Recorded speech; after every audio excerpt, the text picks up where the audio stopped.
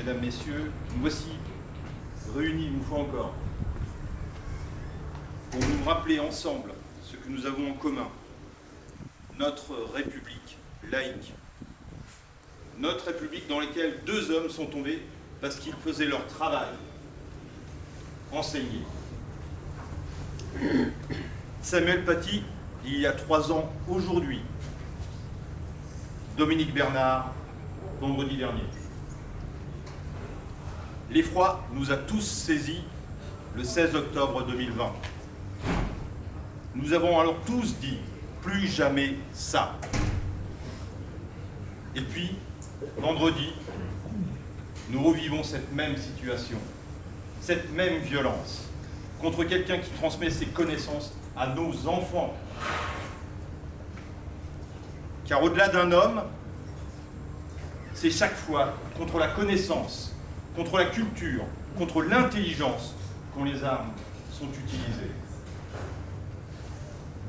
J'ai souhaité ce temps de rassemblement avec mes collègues élus, en présence de Monsieur le sous-préfet, ce midi. Et je vous remercie toutes et tous d'être venus. Nous avons besoin de cette union. Nous avons besoin de nous donner de la force collective contre l'obscurantisme et contre la barbarie. Lutter contre la barbarie est indispensable.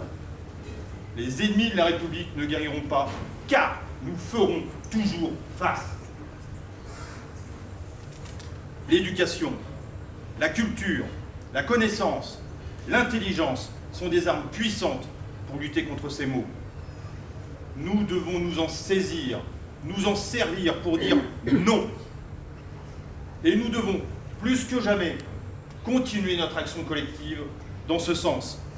Artistes, enseignants, éducateurs, passeurs d'histoire, élus locaux. Avant que nous ne marquions un temps de silence, Monsieur le sous-préfet, souhaitez-vous prendre la parole? Je vous demande donc de faire une minute de silence en honneur.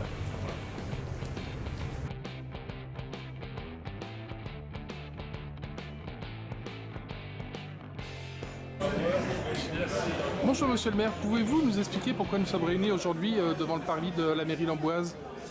Alors aujourd'hui, j'ai souhaité que tous les citoyens d'Amboise, tous les élus, les chefs d'établissement, Monsieur le sous-préfet, et puis tous ceux qui souhaitaient commémorer les 3 ans du décès de Samuel Paty, ainsi que depuis vendredi dernier le décès de Dominique Bernard, assassinés parce qu'ils étaient enseignants, soient aujourd'hui salués, commémorés.